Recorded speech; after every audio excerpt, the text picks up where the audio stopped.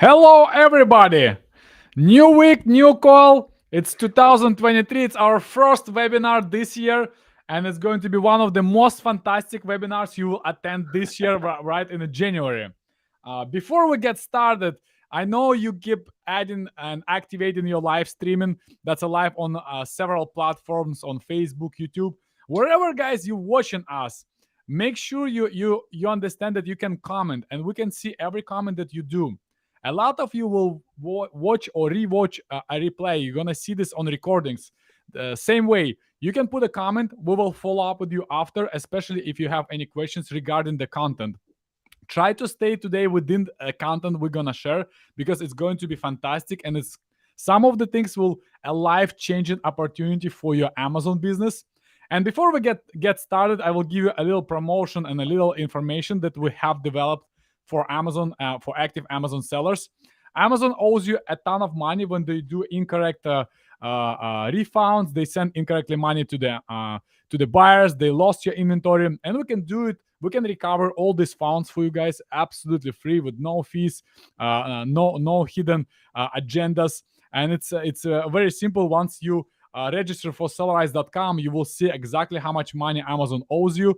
You will choose what exact amount of or what exact problem you want to reimburse from Amazon, and then you just click create the case, and it's pretty much done. So there's almost no manual work required. It's automatic synchronization with your Amazon store, and as I told you, it's absolutely free. We don't charge any commissions. You can do it yourself. You will spend like a few minutes per week and don't pay anything else to the agencies or any companies who will charge you percentage. So it's a great way for optimize, especially Amazon has a limited your time on amount of when you can request money back from Amazon.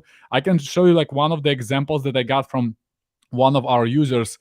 They lost $33,000 by Amazon because now it's 18 months older cases. They just didn't take enough time to focus on this, and they didn't have Sellerise back in the days.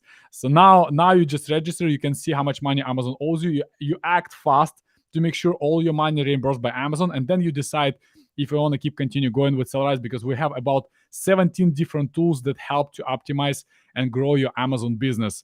With the coupon code DIMA10, you will have a 7 days free trial, and you're gonna get 10% off for entire year for your usage. And once again, just guys, make sure you just go register, see how much money Amazon owes you, get this money back, and that's the fastest way for you to check if everything is fine. And on another hand, we have another cool offer for you. We have a ASAP warehouse. It's a warehouse that runs under my team. We do order fulfillment, removals. We really optimize with the drop shipping, repackaging, and bundling. Any type of service that you need with your inventory adjustments or operations improvements, you can reach out to us by going to our website or just phone or Telegram. We have plenty of ways to contact us. So just want to make sure you guys understand that we are a professional company for those who needs logistical or fulfillment operations improvements. And with all this information being said, I want to present one of my good friends or good friend. He's just absolutely a killer of Amazon growth. He did more than 8-figure last year, and he sold few businesses on Amazon. He also actively helping to grow businesses to other Amazon sellers, and has an agency that he's gonna present today as well. He's gonna share with you what type of results they're achieving for their clients. Please welcome Nick Joung. Nick, mic is yours. Hey, Dima, thank you so much for having me on the call, man. Really appreciate it. Yeah, I mean, we've known each other for quite a long time, so super excited to finally hop on this podcast with you. Yeah, the best trip I remember was in Italy when we took this Oh, that's train so at fun. night.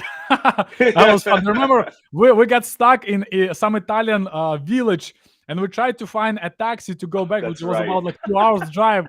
We couldn't find it, so we went to the train station and we took a train for like 2 hours or 3 hours. It was like Yeah, insane trip. it It was was awesome. funny. So like yeah, Yeah. that was like Uh, a real entrepreneurial solution solving trip. Totally. That was like one of the best mastermind trips. We got Yeah, yeah. to see the view in Italy and then talk about Amazon stuff. It was awesome. Yeah, and learn But and yeah, learn go ahead. yeah, and learn about these Italians, how they drive. I remember the Leo was with us. He was driving That's like a right. maniac. I said like, where we're Russian? Yeah, he's like, that's It's just like Italians, you know? yeah, probably that's how things works. Okay, Exactly. so tell me what you're up to nowadays. Like what we're gonna talk today for this webinar. Yeah, so look, I've been selling on Amazon since 2014. I'm happy to do a quick intro. It's in my slides as well. But yeah, I've been selling on Amazon since 2014, and through the years, Amazon has obviously evolved so much. And so it used to be that Amazon was this place where you could do all these black hat things and do all these tricks, and it's kind of like the golden era, I guess, right, of being able to be successful on Amazon. But it's become a lot more sophisticated through the years. And so really what I'm going to be talking about today is, after having worked with, multitude of brands, launched over 500 products, mixture of our own and for our clients, kind of what we found in terms of how Amazon has evolved, where it's at now, and how a client or how a customer or how a brand can really drive success on Amazon by leveraging what really works on the platform now. And so really it comes down to two key metrics, which is click-through rate and conversion rate. And so really analyzing kind of the details of what that means, how that impacts brands, and what you can do to actually impact those changes to drive success in 2023. So that's what I'm going to be touching on today. Nick, I remember the biggest part I learned from you when you was presenting one of the cool hacks. It's how you hire and delegate everything to a team. That was insanely valuable for me back in the days. How you was Oh, thank explaining you. the operations and how you grow like in no time to 70 employees and hire.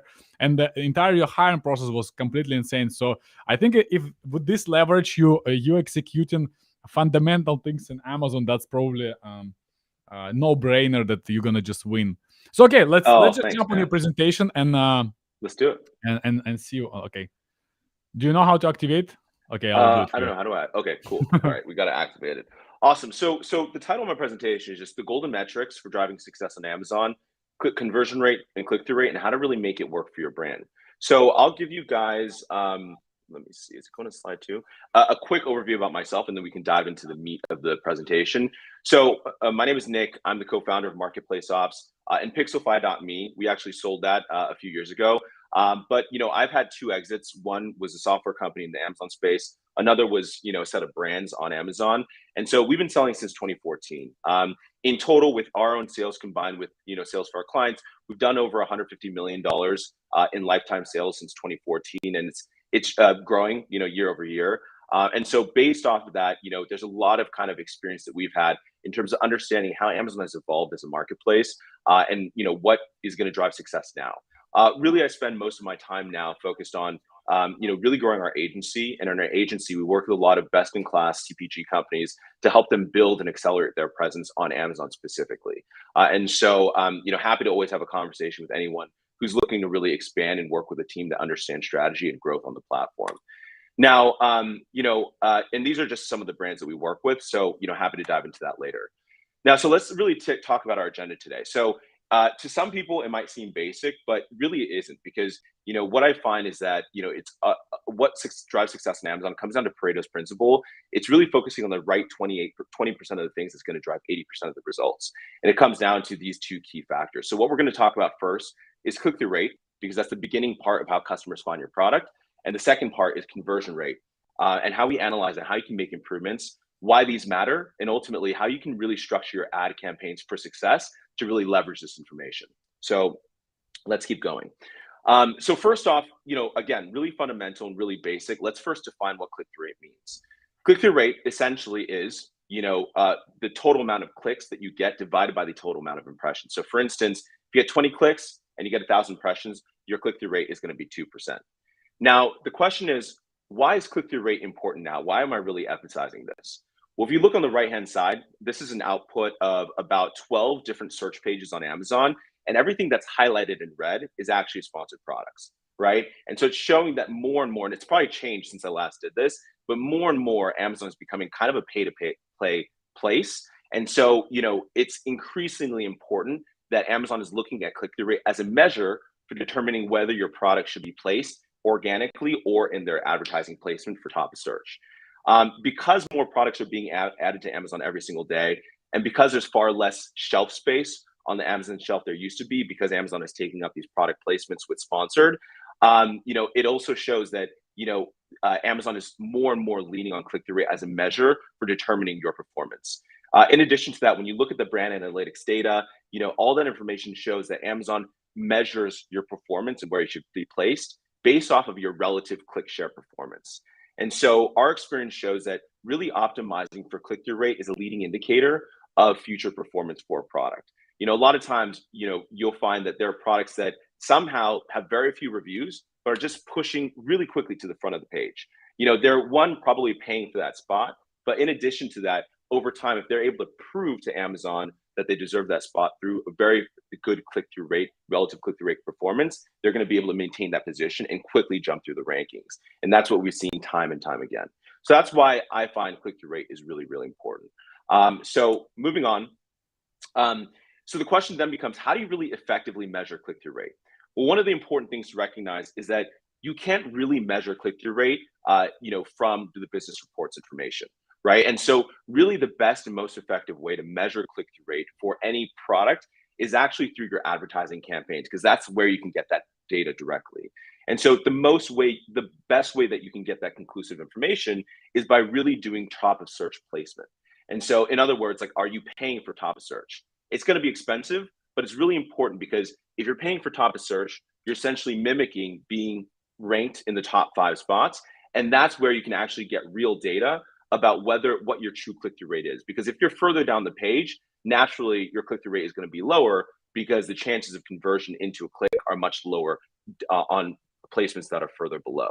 So, on the second point, low click-through rate for placements other than top search might mean that you're underbidding, especially when it comes to product pages where you could get below the fold placements, or it means that potential customers aren't finding your ad relevant. And so usually top of search comes with a relatively high click-through rate, above 1.5% in most cases, and a click-through rate below 1% with a top of search impression share above 5% means that your ad is not relevant. So that's a really important component. Being able to dig into this information, I really recommend using the search impression share report on Amazon. A lot of people don't utilize this report, but you can actually see what your impression share percentage is, and what your click-through rate is. And so being able to look at that can help you determine, is your product, does Amazon see your product as relevant for this particular keyword? If not, and you're not meeting these fundamental metrics, then ultimately it means that your product isn't really speaking to the keyword that you're targeting.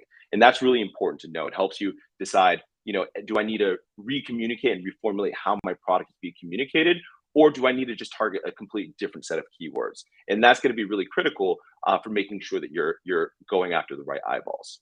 Okay. Nick, just a quick question. What do you mean? If your CTR is more than 5%, then your ad is not relevant? Is that what you're saying? No. So what I'm saying is, if your impression share is above 5%, right, then that means that you're getting enough impressions to make a conclusive decision about your click-through rate and its performance. Because if it's below 5%, you're just not getting enough visibility to really get an accurate click-through rate. So if you're above 5%, it's enough. And then if your CTR is below 1%, then that's usually an indication that it's not relevant. But let's say, I understand what you mean. Oh yeah. Okay, cool. So I'll move on. Let's keep going. Now, then the question is, why is your CTR poor? Well, the way I think about it is click-through rate is, I like to think of Amazon like and I always tell this to my clients, I like to think of every keyword like an aisle in a grocery store, physically. And so you're there, that's the Amazon shelf for that particular keyword. And really your products are all side by side on this shelf, right, on Amazon's search page. And so, the only way you can really impact click-through rate is through that single impression that a customer has when they're window shopping for a non-branded keyword. And so what do you have? What are the different pieces that play into that? Well, it really comes down to your main image, your price, your title, and reviews. That's what we call the product tile. And so when we go into each one of these, go ahead. Oh, sorry. And coupon code. Oh yeah, coupon code, exactly. Yeah. So I guess that could play into price as well. That's definitely a factor too. And so when we break these all down, we'll start from the top. Main image. This is really the customer's first impression of your product. Your offer has to be compelling and stand out against your relevant competitors on the shelf. If your product isn't really conveying, that it screams value from that main image, it doesn't capture attention, then it's going to immediately work against you. A good example is like Zesty Paws, right? That's a pet brand. Zesty did a fantastic job because their product wasn't necessarily better, but their product was orange. It really caught your attention versus all the other competitors. And so that just attention component, that subconscious component, will drive a lot of attention. And that's really such an important component of really driving higher click-through rate. Next is price, right? Amazon customers, of course, care about price and value. Does your product scream value, right? And the mixture of the price and your main image, does it look like it's a better offer, a more competitive offer? If it's not priced competitively, then are you communicating the differentiating factors about your product that justify your premium? That's really important because a lot of people assume, oh, my product is the best, right? Sure, when customers get your product, maybe it is the best. But if they're looking and evaluating just based off of what's on the shelf alone, will they know that those are the things that you have and that your product is better? If they don't see that immediately from just that main image and that title or that price, then that's really going to work against you because they're only looking at price effectively. Yeah, like Next thing is title. Go ahead. I usually like to say, like, is it possible through visual on your search results understand that you have some how people will justify the price and justify your benefits that you put into the product? Yeah, if you go inside the listing, maybe you will find some things that are better, or maybe there's some bonuses you added to the product. Maybe there's like additional mixer, or maybe there's additional stickers you put in. But how are you gonna see it from the main image, from the main search? So this CTR will drop like crazy then. Exactly. And a lot of people don't emphasize this enough, right? Because that first impression is so critical. And there's so many subconscious factors where people make a decision. For instance, this main image is really great, right? Because it fills up all the white space and it's taller than it is wide. And that's going to show up better on mobile. And people don't think about that. There's a lot of white space on the side for a lot of main images, but customers generally, they think that they're getting more if the product just looks bigger, even if it's not bigger. And these are all just the small little things that are really important. Yeah, it's not logical, but we want to make sure we tackle all those different components. And the next part is the title. Well, 60% on shoppers shop on mobile. So really the primary keyword should be visible early in the title. In some cases, it's not even necessarily important that it's just like the keyword that you're targeting, but it's the differentiating qualities of the product in the beginning part of the title, because customers are only going to see the first 60 characters if they're shopping on mobile. So those differentiating qualities, if you can't communicate that in the main image, they should be communicated in the first part of that title. And of course, reviews. I don't really need to say much here, but bad reviews have to be addressed early on and quickly. And so, gone are the days where you can just push up, a bad product and buy reviews. Your product just has to be good quality, and that's just a bare minimum. If it's not a good quality product, then I would say it's just not really worth investing in making it a success. So that's why usually when you're navigating, understanding like, well, why is my click-through rate poor? These are the factors that really come into play. And so really analyzing that, understanding, and really doing the work of looking at your main keywords and seeing how your products are placed side by side is going to be really critical for driving that success. And so then the question is, well, now that I have this information, how do I really maximize my click-through rate, right? How will I know? Well, really the answer comes down to polling. Polling. And this, I think, is going to be the new thing the next, let's say, year, 2 years, of really what differentiates okay sellers from great sellers on Amazon. And so, this is essentially what we do, like side by side. And I'll break down like how to really leverage polling to come up with insights that actually improve your click-through rate. So the first thing, if you use a polling platform, usually we recommend 2 different ones. One is PickFu, which I think a lot of people are familiar with. But one of the best ones that we use very frequently is actually IntelliV. And so it's IntelliV.net. I highly recommend it. And they're actually made specifically for Amazon. But essentially what you want to do is you want to first identify who are your most relevant competitors. This is the first step. And it's really important because a lot of people will say, oh, my most relevant competitor is a top seller. Well, that's not always the case, right? Maybe the top seller is cheaper than you significantly. Or maybe, the top seller is a branded product that everyone knows about, right? That's not going to be a direct competitor. And so you want to really understand who are your top competitors from a similar price range, right? Within 15% of your price in any direction, up or down. Similar unique selling points, in other words, targeting similar benefits and features. And then, ideally top performers, but it's not always the case. And choosing those similar products is going to be really critical because you want to make sure you're comparing apples to apples. Now, when you identify those relevant competitors, we do what we call blind poll. In other words, before we even plug in our own product in there, we want to first understand what's important for customers, right? And so we'll actually plug in those competitors we've identified into the poll, using at least 30 respondents per option. So for example, if you have 5 variations, have at least 150 respondents to make it statistically significant. And what's going to happen is when you run this poll, you're now going to get insights about what's important to customers, right? Maybe you figure out, okay, for one competitor, they really like that on this label, it shows all the ingredients on the label. Or on this particular product, the reason people chose this product is because it says organic, and so this is really critical because you'll start uncovering, well, actually, let's say, for instance, all these products are organic, but only one product said it was organic.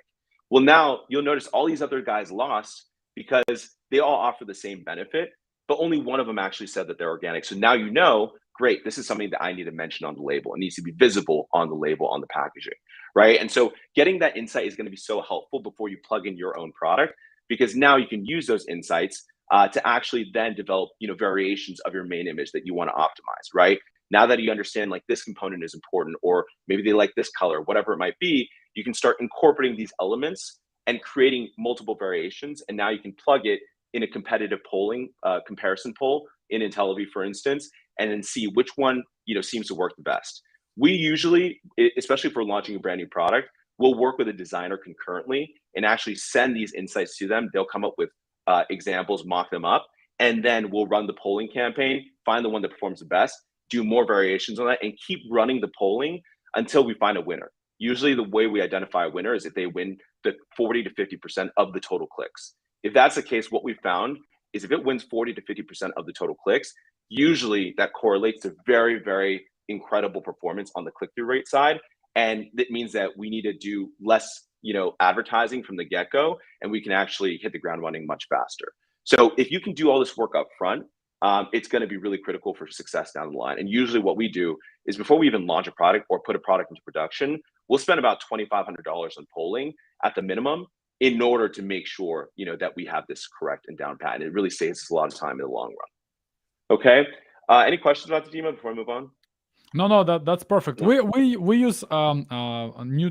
There's several websites we use Sellemetrics, but I would like to check IntelliView as well. There's plenty of companies that offer the service. So generally speaking, it's just the preference of your it's your preference of what we used to work with. Probably you probably work with IntelliView for so long, correct? I remember we was talking about IntelliView like a few years ago. Mm-hmm. Yeah, we've been using them for a while, and they've really just like leveled up their platform. So I personally like it, but obviously it just depends on what you're comfortable with.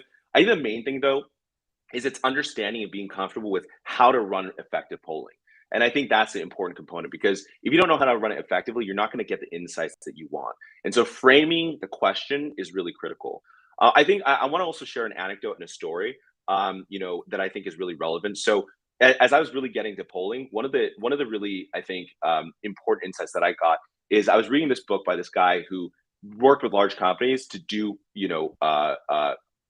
blind groups or whatever, to basically get insights. And so this guy worked with a lot of chocolate companies. And so what they kind of uncovered, they were trying to figure out, how do we get more sales from women, right? How do women think about buying chocolate? And when they started doing polling, they realized women, when they talk about chocolate, they feel guilty. And when they feel guilty, they tend to buy the chocolate. And they're like, okay, well, now that when you buy the chocolate, what happens? They started polling them. And then they realized, okay, well, women, you generally, when they buy the chocolate, because they feel guilty, they'll take one bite and throw the rest away. And so that was a fantastic insight. And what ended up coming up as a result of that insight, they started doing single serving chocolate pieces. You see that everywhere now, right? They have just one bite chocolate pieces. And that revolutionized the chocolate industry.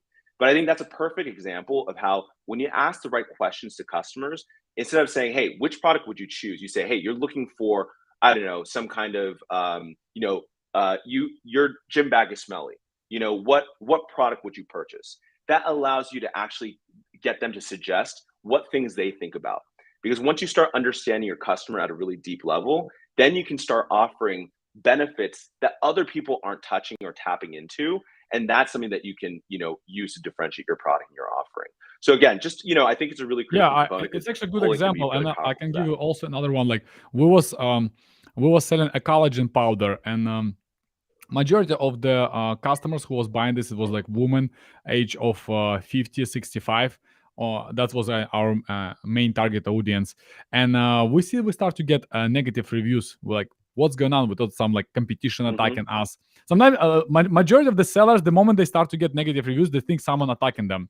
But Yeah, you exactly. really need to look into your reviews, response, Totally. emails that your customers sending to you. And then we realized the person, the woman, when she trying to, and we made a beautiful bottle, like nice jar with a beautiful silver lid. It was custom made. Everything was amazing. We spent a lot of money for the design, and we thought our product is perfect. But what we didn't count that when this woman stays on the kitchen and trying to open this bottle, sometimes her hands are wet. So trying to open this bottle, and it's wide. So what we did, we actually changed the bottle completely. We make it slim, so anyone with a even small hands can open it, and we add a Smart. grip. We added the grip on the lid, and since then we reduce almost negative reviews by 80%. There always Totally. like people would be who don't like your product regardless you do for the product improvements, but this was a major change for the company, and the company been skyrocketed after that. So it was I amazing. couldn't agree with you more, Dima. I think too often people go to, oh, I'm being attacked. I think it's much harder to attack people now than it used to be. So I think most of the time that's not the case. So it really comes down to listening to your customer, understanding the reviews, and being able to adapt to that. I mean, what you did is a perfect example. But oftentimes, I mean, bad reviews come down to what people expect when they buy the product versus what they actually receive. And so being able to make sure that that's matched up rather than there being like a difference between the two is really important for long-term success. And polling can help, uncover those things for sure. Yeah, Uh, that's yeah, one of the okay. Let's totally. continue Great. going. Okay, let's keep going. So next is conversion rate. So obviously, really simple. I think most people know how to define this: total orders divided by total clicks. But you want to rely heavily on CTR when you get top of search placement. And so, conversion rates is the number of orders in proportion number of clicks. And so, how many of your total clicks converted into sales? Now, one of the most important things is that now Amazon is revealing and giving us a lot of additional information that we can actually use to start benchmarking our conversion rate. And so if you use Amazon's Product Opportunity Explorer report, I think that's in the growth section, you can actually go into a specific niche or keyword to find the benchmark for a target keyword. So you can see here the search conversion rate for the past 360 days. And now you can use this as a benchmark for your own advertising conversion rate. So if you're doing top of search placement, you can use this and say, okay, well, what keywords am I actually beating, the benchmark for? And that allows you to actually then, figure out, do I want to crank up my advertising, my budget placement for that product so I can drive more organic sales? Or do I have to actually make improvements to how my product is being communicated if I think that keyword is very relevant? So it's very simple. Again, but going back to that search impression share report, go into that report and you can look on a per keyword basis whether your 7-day conversion rate beats the market conversion rate for that particular keyword. If the answer is yes, check the impression share percentage. Is it low? If so, crank up top of search placement to see if you can drive more visibility to the listing and see whether or not your conversion rate maintains at that level. And if so, then you can drive more budget. If no, prioritize improving your conversion rate percentage so that you can beat the benchmark, right? And I'll talk about that in a little bit. But each additional conversion from this placement is going to help drive more rank, which ultimately will drive more organic sales and cheaper top of search placement. And so naturally, if you're more relevant, your advertising is going to be more efficient, your ACoS is going to be better, but more importantly, you're going to drive that organic placement. And I think that's a really important component because, I think nowadays we rely so much on advertising to drive total sales, but we don't think about advertising as a tool to drive more organic visibility. And that's really what I think we should be focused on going after the right keywords, not any keyword that's going to drive a sale. And so being able to identify this is going to be really critical. And Amazon provides so much information to help us really drill down into prioritizing where we should be taking our actions as a next step. So these are just a couple examples of why your conversion rate is poor. I think most people will know if they're pretty advanced, they've been in the game for a while. But a couple different reasons that come to mind. Maybe the keyword that you decide to go after with top of search is too broad. For instance, if you're selling peach flavored iced tea and your targeted keyword is iced tea, I think maybe a better example is, if let's say you sell protein bars and you're going after protein snacks, right? Protein snacks isn't going to be the best keyword for you, even though it's a lot of volume, because protein snacks mean so many different things. It could be a protein chip, could be protein chocolate, it could be protein bar. So, we want to make sure that we're going after the right keyword. And that's going to lead to better conversion rates. And when I say conversion rates, by the way, I'm specifically talking about advertising, because advertising is the most powerful tool now to driving success, to be able to get that initial visibility. So I'm always referring to PPC conversion rate right now. And in terms of your product detail page, it's not optimized for the targeted keyword. That's a possibility. So, maybe you need to reframe kind of how you're positioning your product, right? Or your listing to speak towards that particular keyword. Next is your offer isn't convincing enough. Maybe you've been hijacked by another seller with a better offer that's targeting your product detail page. In other words, their product tile is so well optimized that even when a customer is at your listing and they look at the product tile of your competitor, you're losing out because they've communicated so well that their product has a lot of value and has a better differentiated offer. Your most recent reviews are negative. Your photo gallery is not optimized. So, for instance, I see a lot of times people just put images, but, it's important that you include text, because our studies show that customers don't really read the bullets. They don't read the description. When it comes to making a purchasing decision, they look at the images, the reviews, the price point, and that's really all they need to really make their decision, right? So if they're looking at the images, you need to make sure that all your images have the same content that your bullets have from a selling point perspective. And so if a customer were to just look at your images alone, would it convince them? And, perfect examples would be things like an us versus them. We often do that because customers are naturally window shopping on Amazon, and having that us versus them slide will help convince them to not have to click out before converting on your listing. So these are just a couple different examples and reasons, which I think, should be pretty obvious to a lot of people who've been selling on Amazon for a while now. But if you're new, these might be helpful. Now, why all this matters? Well, the reason why it's important to focus on this click-through rate and conversion rate from the very beginning is because more relevance means more organic visibility over the long term. It's really a compounding effect. If you can marginally increase, right, your click-through rate by just a small amount, marginally increase your conversion rate by just a small amount, you will compound the effect over the long term, and you will reach kind of your target and your goal faster. It's really kind of winning by just that small amount of numbers to get that placement over your competitor. So every little small point really matters. And the winners are going to be the people who really focus on those small details to drive those marginal improvements over time. So as an example, like if you can increase your conversion rate by just 1% without even changing the amount of traffic you drive to your listing, you can significantly increase the total amount of sales without having to actually drive, or pay for additional traffic coming to your listing. So that's one example.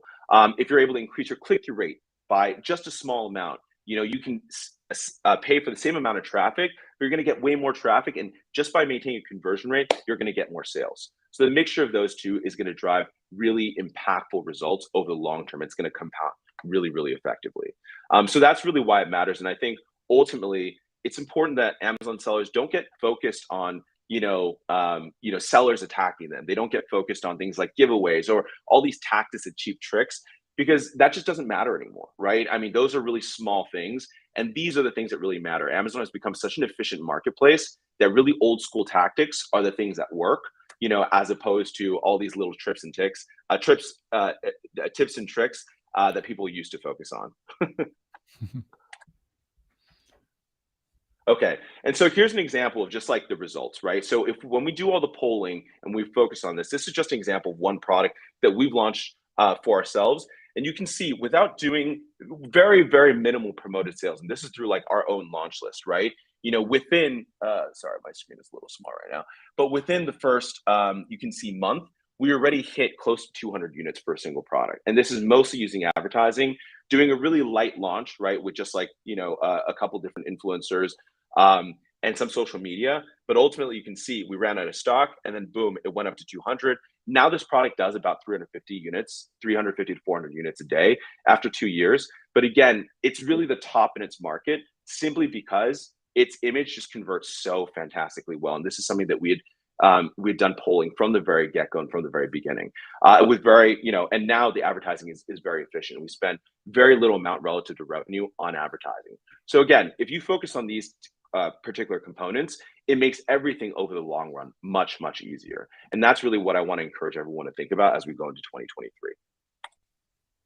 Okay, so moving on, structuring your ad campaigns for success. So, it's really important. I think, I've gone through and analyzed so many different ad accounts with a lot of different, prospects and clients.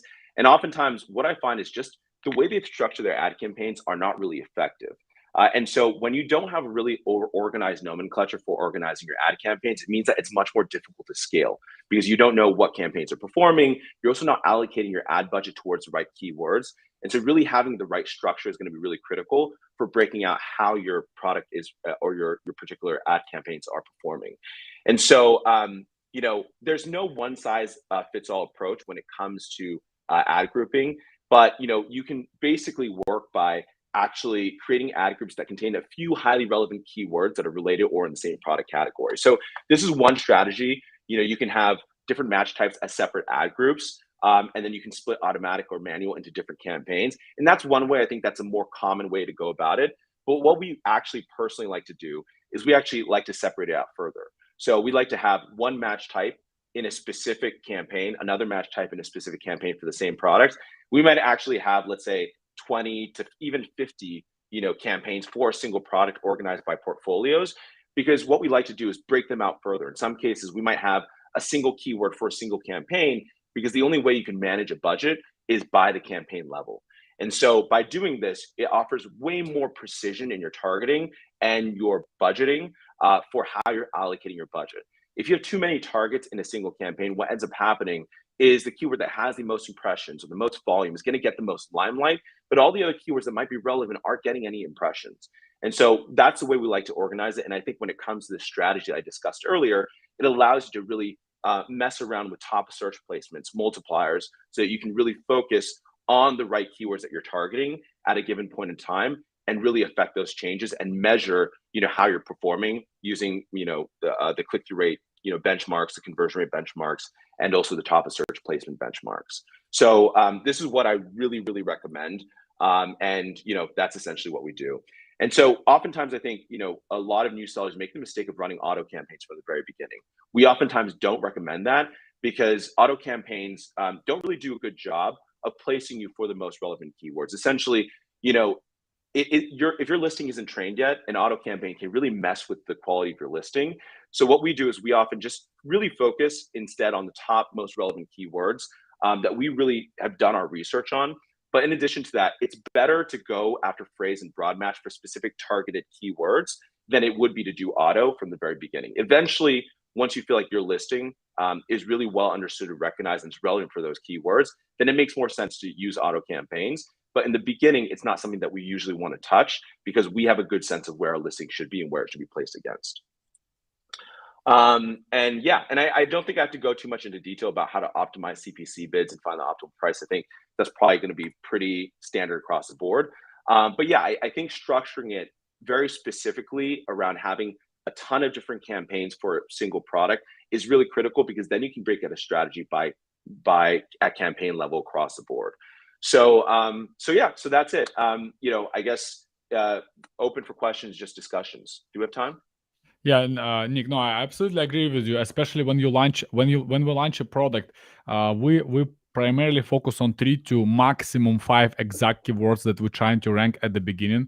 So this way we stick to the algorithm correctly, and then once I would say we past a launch phase in a 45-60 days, then we start to enable other campaigns that help us to just expand and just spend more money for testing and other performances.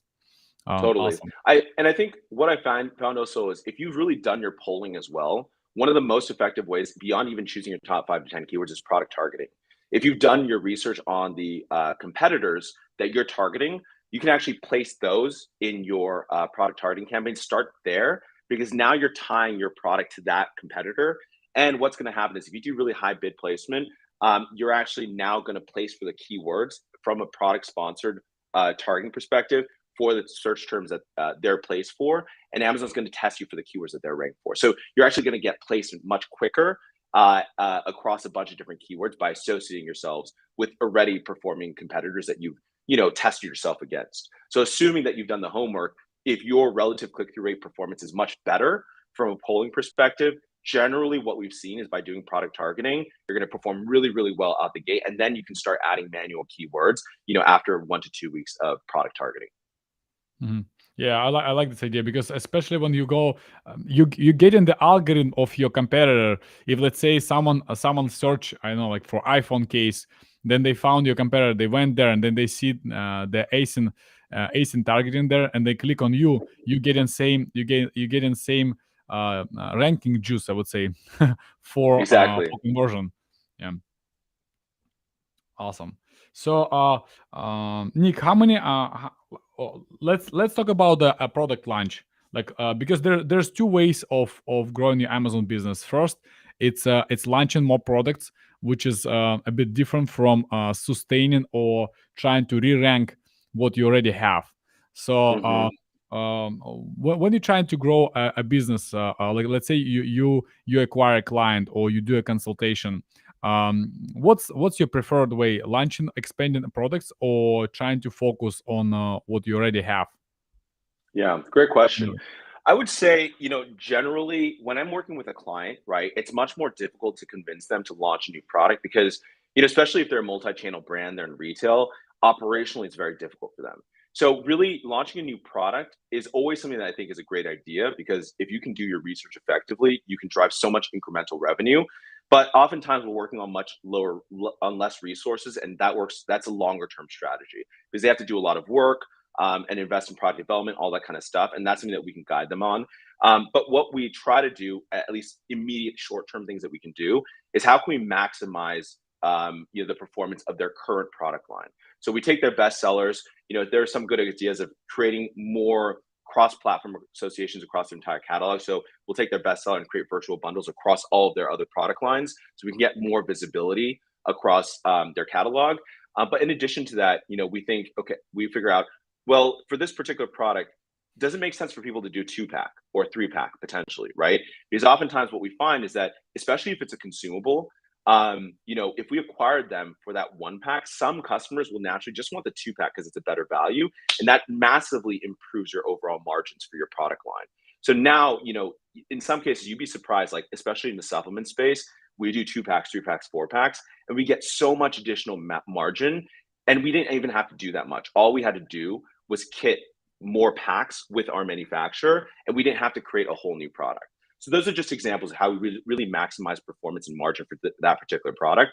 But obviously, there are so many different things that we can do. Like if we think that, hey, their PPC performance isn't good, maybe they didn't organize their campaigns well, or their particular keywords that they're not performing well that they should be, then we'll do the polling and really maximize and try to figure out what are the different ways that we can unlock more value from there. Yeah.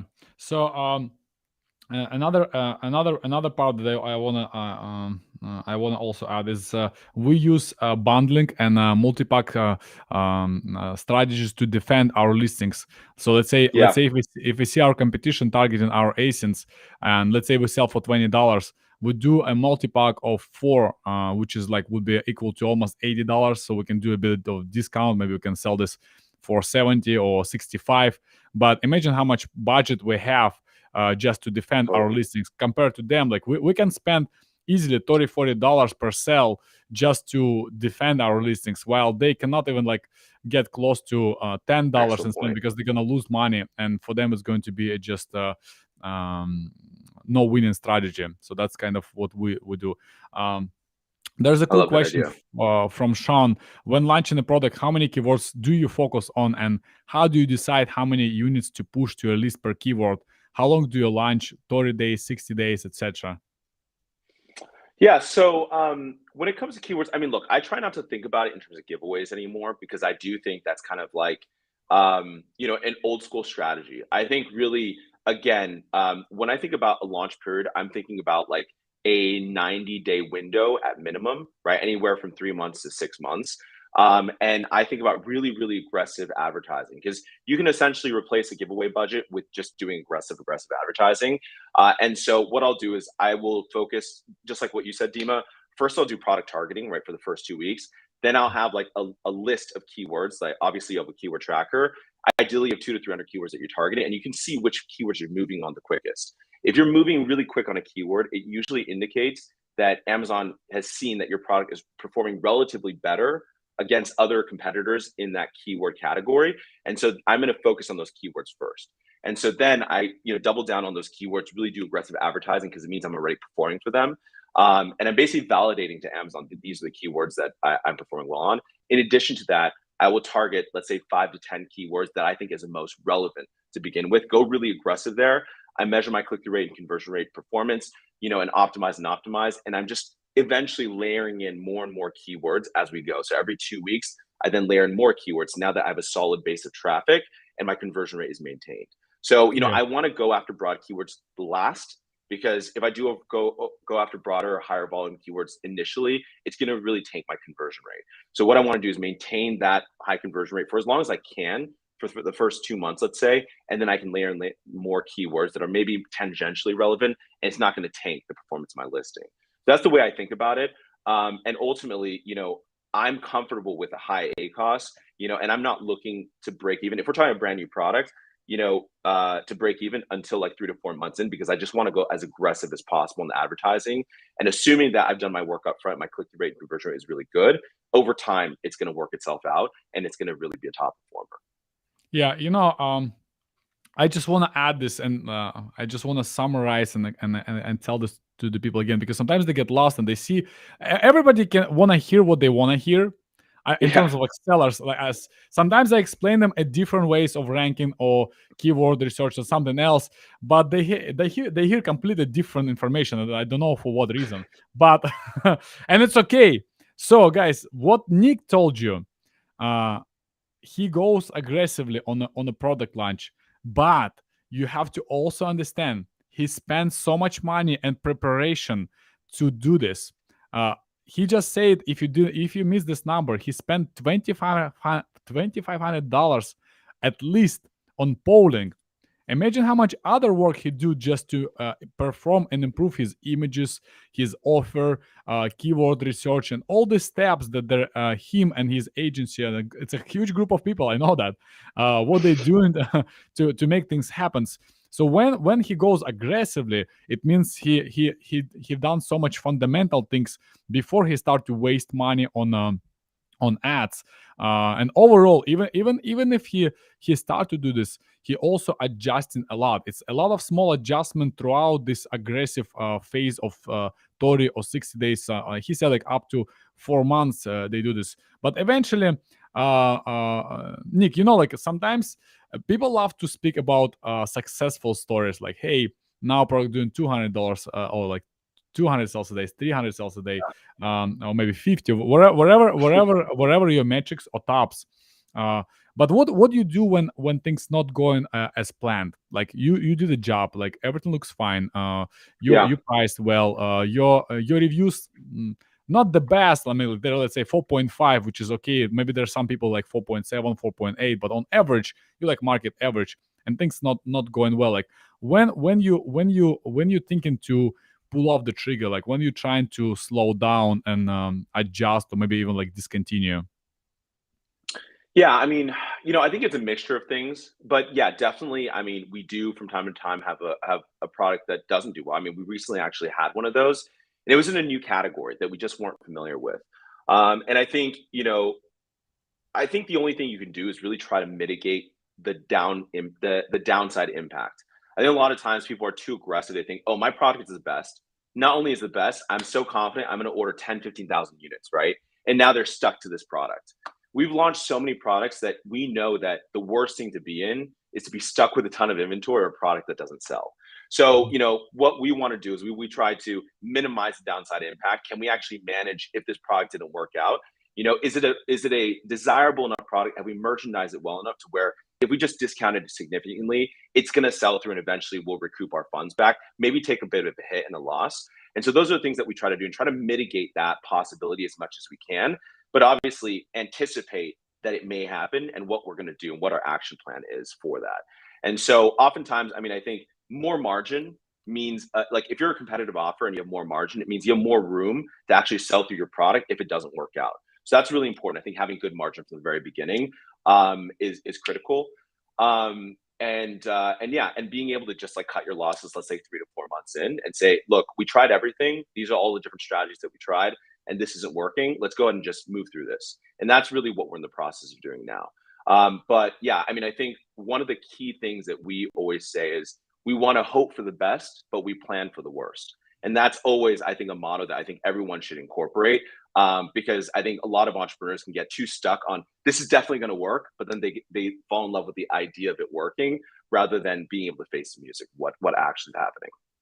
Yeah, Nick, awesome. And guys, specifically about keyword research and your plan for ranking, I did a webinar about 2 weeks ago, which you can find on my YouTube channel. I will show it to you later. It's my most recent webinar I did before we did it with Nick, and I specifically talking to you how exactly you should choose your keywords, what metrics you should focus on in terms of conversion per keyword, market availability, like competition levels per keyword.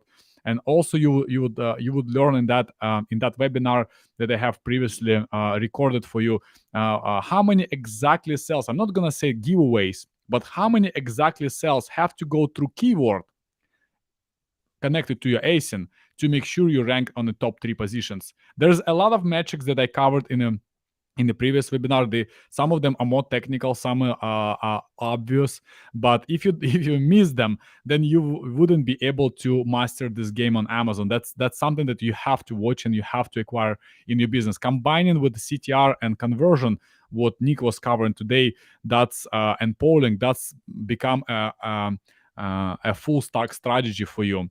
That was fantastic. The last part, I think we would cover this one of the questions. How about video ads and video optimization, Nick? Is there something that you would like to cover on this call? Yeah, that's a great question. I mean, look, I think that's a constant work in progress because, Amazon doesn't give you an easy way to A/B test video. But what I actually have found to be really effective is actually creating a video, because we use Lumen 5. And that's where you can cut up slides, kind of like what Amazon has, but I think it's a little more advanced. And then so what we do is we'll have like a template slide that we use for particular product.